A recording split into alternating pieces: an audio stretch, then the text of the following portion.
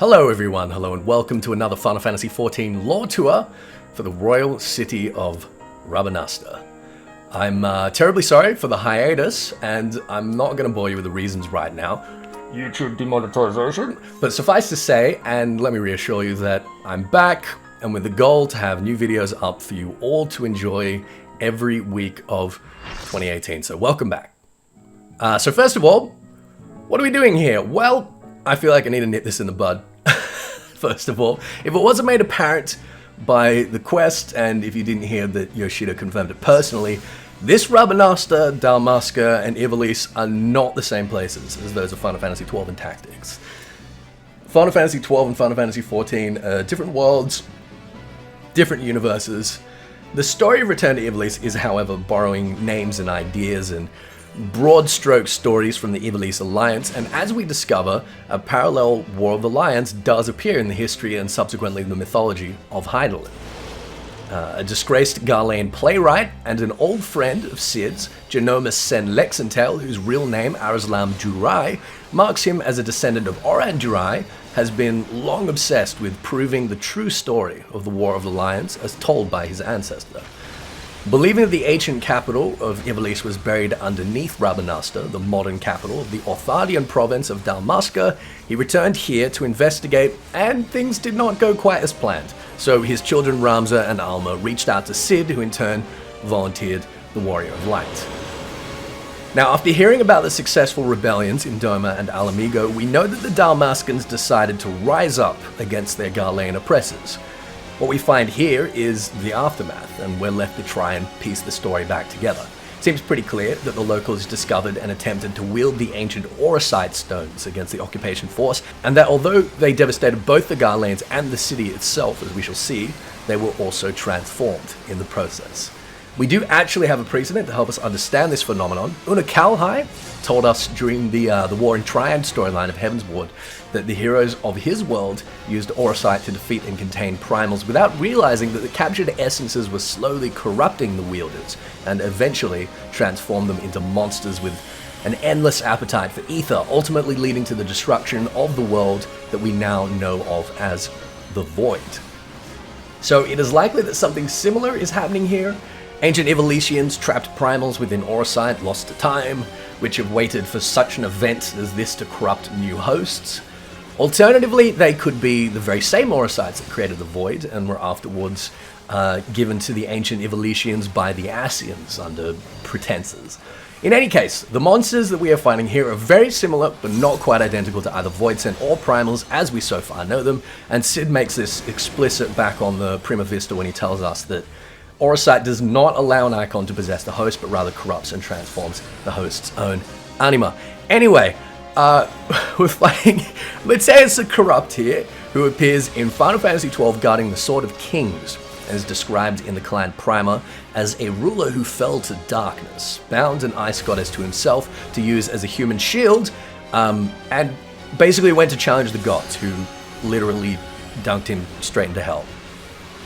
He's associated in Final Fantasy XII and Tactics Advanced with Pisces, hence the fish-like features of his design, and is also described as the Meena Ascendant, which refers to the Meena Rasi, the Hindu name for the Pisces constellation.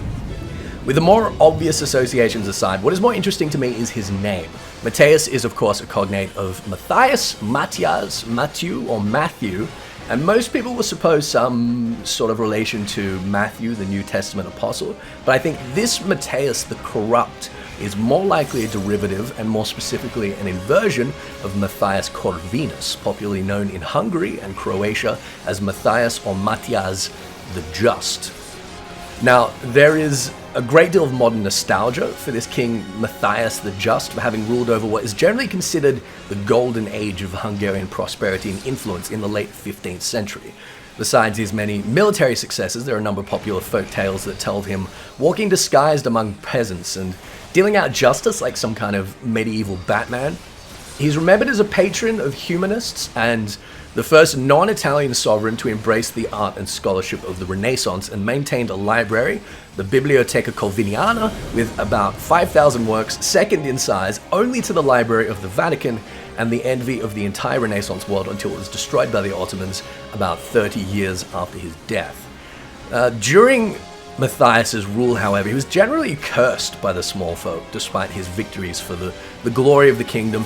And it's not hard to imagine that many actually would have thought of him at the time as Matthias the Corrupt, Matthias the Cruel, or at the very least Matthias the Incredibly Unreasonable. He was feared later in life for his merciless treatment of suspected traitors, but he was most resented for imposing crippling taxes upon his subjects in order to maintain the largest professional army in Europe, known as the Black Legion, with which he conquered large swathes of Austria and Bohemia and waged consistent war against the Ottoman Empire. Most of the European armies of the 15th century were conscripted as necessary and worked for the most part as farmers and tradesmen, but Matthias was apparently inspired by his readings of Julius Caesar to instate a professional, highly paid and highly trained mercenary army, estimated at about 28,000 men strong, far larger than the only other permanent professional European army at the time, commanded by Louis XI. The Black Legion was, of course, incredibly successful right up to Matthias's death, after which the nobles and aristocrats succeeded in dramatically reducing the tax burden through their preferred successor, Vladislaus II, who took the throne and subsequently failed to pay the mercenaries. So the Black Legion quite naturally took to sacking and plundering the cities and towns of Hungary, Austria, and Bohemia, and reversing all of Matthias's military conquests within just a few months. In any case, while it may not be the most direct of allusions, and I could be way off the mark, when I see Matthias the Corrupt, I think that it might be a challenge, an inversion of the Hungarian folk hero, revealed in his true regalia, if you will, as a warmongering megalomaniac. More importantly, this is a citizen of Rabanastre that has been exposed to the Pisces Orosite and subsequently transformed. Now, Hashmal is associated in Final Fantasy XII and Tactics with the Leo Orosite, hence the lion-like features, and it's probably safe to assume that the same type of Orosite has produced this iteration as well. His appearance seems to be inspired by a 17th century engraving of Ezekiel's vision in Ezekiel 1:4, in which he sees the Chayot, or cherubim, throne bearers of God, with 4 heads facing each cardinal direction, but the most salient face in this engraving is that of the lion. In Ezekiel 1:4, however, the author doesn't clarify on what exactly Hashmal is. He describes a storm coming from the north with brilliant flashing fire, in the midst of which the Chayot appeared like the color of Hashmal. Modern Christian Bibles tend to translate the term Hashmal as glowing metal, gleaming amber or bronze, electrum or some other metal placed in fire, but Hebrew scholars don't seem to be satisfied with these analogies. A Hebrew poet proposed the word to be used in reference to electricity in the late 19th century, and that is the meaning it holds today, but it is taken in parts of the Jewish Talmud to refer quite literally to the kinds of angelic beings of fire which appeared before Ezekiel. To try to contemplate the nature of these divine beings with any greater specificity is basically beyond the comprehension of ordinary men. And in fact, the Talmud also tells a story of a child whom, whilst studying Ezekiel, tries to ponder the meaning of Hashmal, and subsequently bursts into flame. So it seems that Hashmal is both a very high order of angelic being, as well as the experience of light and color that would accompany observing it. An experience so unique and mind-bending that it defies any description that could refer to anything other than itself, issuing forth from a hurricane of fire. I can't help but imagine that Tolkien was trying to capture a similar idea in describing facing the eye of Sauron, if that is a helpful visual analogy, I suppose. As for being a bringer of order, the Hashmalim rank of angels are supposed to hold dominion over the Yetziratic world, the astral plane of Kabbalah, which bridges the physical and the divine. Heidelin's equivalent of this plane would be the ethereal sea. I think that this can also explain Hashmal's affinity to both fire and earth here. That is to say, earth is mundane, and, at least to Hashmal, fire is divine. That's why he has just a handful of fire attacks thrown in amongst all these earth-aspected mechanics. The 12th century Jewish polymath Maimonides ranks the Hashmalim as fourth in the divine hierarchy and attributes to them the functions of administering and commanding all of the divine beings in the middling and lower ranks. In this role, the Hashmalim would certainly function as bringers of order, could be taken even more literally given that they personally carry the throne of God, the divine architect, order itself, wheresoever it might need to travel. Now, while we've got a little bit of a reprieve, it's probably a good time to talk about the geography of Rabanastre within Final Fantasy XIV. Firstly, I'm sure some people still remain not entirely convinced that this Rabanastre is not literally the same as that from Final Fantasy XII, so let's have a look at some maps. Future Ethys should be showing here a world map from Final Fantasy XII. You can see Dalmasca, Rabanastre, and the Garam-Scythe waterway here in the context of the surrounding geography. Now, if we have a look at our world map of Final Fantasy XIV, Rabanastre is not marked, but we do have a very good idea of where it is situated. Firstly, we know that it is relatively close to Doma, hence the Duma of Doma joke that earns Bergamnon's lackey a bullet later, and that Alma places it beyond Nagsia from the direction of Kugane. Finally, here on Hydaelyn, the city of Lazalia is actually buried beneath the modern city of Rabanastre, marking Lazalia as a much older city, whereas in the Ivalice Alliance canon, Rabanastre is far older than Lazalia, so it's basically reversed. The Latin prefix archaeo comes from Greek archaeos, meaning ancient. All chimeras on Hydaelyn are by definition ancient, given that they were created by the Allagans, and similarly, demons, generally a moniker for void sent, which this archaeo demon certainly is, are even older than the Allagan civilization. So these names tell us precious little other than that perhaps implying that the Allagan Empire reached Othard, which we have already been led to believe, hence the appearance of Allagan chimeras within Dalmascan mimics. Now we enter here the Garam-Scythe waterway, which, as it is in Final Fantasy XII, appears underneath Rabanastre. Although I believe in 12 it performs mainly the function of a sewer system beneath the city, whereas this seems to be a little bit more like the Aquapolis, I suppose. In any case, we know that Rabanastre is over 1,000 years old, the city of Rabanastre itself. The Garam-Scythe waterway is much, much older, as is Lazalia itself, of course, and the depths of the waterway here have never actually been mapped out.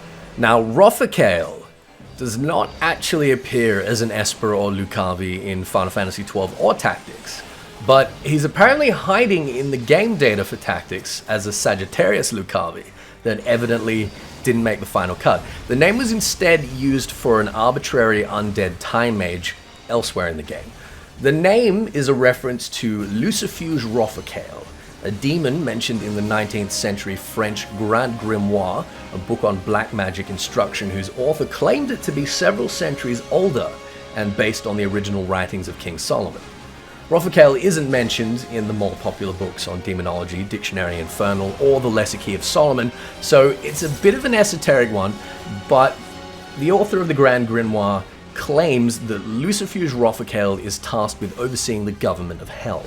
So if Lucifer is the king, Lucifuge Rothakael is basically the prime minister. Interesting too is the fact that whilst Lucifer's name means light bearer in Latin, Lucifuge or Lucifugus means one who flees from the light, which takes a very literal meaning for one of the mechanics in this fight. Another piece of trivia for you, the Grand Grimoire is also the name of the book which transports the protagonist to Ivalice in Final Fantasy Tactics Advance. It also may or may not be the same as the Grimoire of the Rift from Tactics A2. Its purpose in reality, however, is to instruct the reader in the summoning and coercion of Lucifuge Rothakael, so that he might, in his capacity as the Prime Minister of Hell, grant the reader unnatural powers, command of lesser demons, or even arrange a deal with Lucifer himself. The Grand Grimoire is not illustrated, unfortunately, so Rothakael's appearance here seems to be inspired by another demon, specifically the Duke Eligos, which appears first in the Ars Goetia of the Lesser Key of Solomon and later illustrated in the Dictionary Infernal. Eligos is described as taking the appearance of a knight carrying a lance and scepter astride the demon steed of Abagor, created from the remains of one of the horses of the Garden of Eden. Now, despite Rothkel's opposition to Hashmal in Christian and Jewish mythology, I did actually notice something about Rothkel in researching the Hashmalim, and that is that Rothkel's ultimate here looks very much like Marion's depiction of Ezekiel's vision of the Chayot, which I think just really cements the influence of this tradition on the design of these characters. Anyway, that's all I really have to say about Lucifuge Rothkel here, as he pays tribute to his namesake as one who flees the light.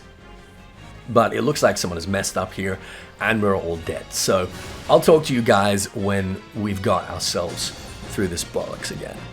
Finally, we face Argath Thedolphus, whom we discover here in the Lazalia Temple ruins, where he has evidently been buried for millennia. Whether dead or merely trapped is unclear, and uses the Taurus Orocyte to transform into Duma. From the context clues, we can see that he played a similar role in the tale of the ancient Ivalician hero Ramza here, as he did in Final Fantasy Tactics, a former ally fallen to the darkness, and having long desired the throne of Ivalice. He also seems here to recognize, or at least assume, Ramza, Lexentale, and party to be the descendants of House Beowulf. The form he takes in his transformation, Duma, is an angel of silence and death in Yiddish literature, and a commander of 10,000 angels of destruction. He was sent out by God many times against the enemies and oppressors of the Israelites. He killed 70,000 citizens of Jerusalem in retribution for the sins of David in 2 Samuel, and decimated an Assyrian army of 185,000 in 2 Kings. Duma was also the custodial angel of Egypt, up to the point where God started to exercise judgment on the Egyptians through Moses during the events of Exodus. When the Egyptians faced their judgment, Duma faltered and fled. Some Yiddish stories take him to have even stood in opposition to Moses, acting as the source of power for the magics of Jannes and Jambres, the Pharaoh's sorcerers which opposed Moses during Exodus. Duma was subsequently banished to Gehenna, an abode of the wicked dead, and here Duma remains, tasked with exacting punishment upon the wicked on every day except the Sabbath, performing a very similar function to the Christian Lucifer. Whilst Christian and Islamic literature invariably conflates Gehenna with hell, it is also a physical place, a small valley in Jerusalem, where the ancient kings of Judah would sacrifice their children in fire. A 13th century rabbi, in his commentary of Psalm 27:13, claimed that the concept of a fiery hell of afterlife judgment was likely inspired by the perpetual fires kept burning in the Gehenna Valley of antiquity in order to destroy the garbage and corpses taken from ancient Jerusalem. The 3rd century Israeli scholar Joshua ben Levi claimed to travel into the noumenal realm of Gehenna as part of a journey that likely inspired Dante's Divine Comedy. Here, Duma, like Virgil, took the role of Psychopomp and guided Joshua through the abyss, treating him to such sights as the abode of Absalom, son of David, whom despite avoiding torture due to heavenly favor, is nevertheless unable to leave that terrible place. Now, I think the feature of Argath having these 2 masks, 2 different faces of the god and the demon, is representative of Duma's role as an arbiter between the divine and the wicked, an instrument of God on one hand, and on the other hand, a creature of terror and destruction. I think that this duplicitous nature of Duma is what produces the duplicity of Argath in turn, although this is probably fueled by Argath's own conflict between his self-interest and his guilt, as revealed in his final words, for having committed atrocities and betrayed his comrade Ramza. So that's the Royal City of Rabanastre, the first raid in the Return to Ivalice series, which we will see continued in patch 4.3. There are a few questions remaining for me. Firstly, I'm wondering who hired the bounty hunter, Bergumnan, to recover the Orocyte and impede Geonomus' quest to uncover the truth by stealing his notes on the translation of the High Ivalician language. We know that the current Garlean Emperor, Varus Galvus, doesn't have the same qualms as his predecessor in weaponizing primal energies, and in any case would be delighted to get the Orocyte out of the hands of the Dalmascans so that he can reclaim the region. We also know that Varys banished Genomus already for rocking the boat with his pursuit of this tale, so my guess for now is that Begamnon is working under Imperial contract, but we won't know for sure until the next part. Secondly, Genomus has the third eye, a feature only possessed by pure-blooded Garleans, but he also claims to be a descendant of House Beowulf. Could it be then that the Garlean clan are all directly descended from the ancient Ivalicians? Finally, we're all wondering what classic Ivalician location will provide the inspiration for the next raid, and which Ivalician-flavored antagonists are waiting for us there, but for that, your guess is honestly as good as mine. For now, I hope you enjoyed this lore tour and that you don't begrudge me the hiatus too much. As I said at the beginning of the video, there were several dramas in the latter part of 2017 that forced me to step back from YouTube for a while. Most importantly, the mass demonetization and algorithm changes and general garbage state of YouTube just at the moment. That said, I do stream full-time on Twitch, so if that is a platform you're interested in, you can follow me on twitch.tv/EthysAsher, and I'll be doing my very best to dedicate what time I can to weekly YouTube videos.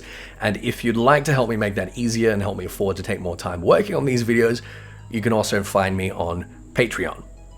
Either way, be sure to like, comment, subscribe, and share this video in any places you think people will enjoy it. I'll see you all in the near future, and until then, I'm Ethys, and thank you so much for watching.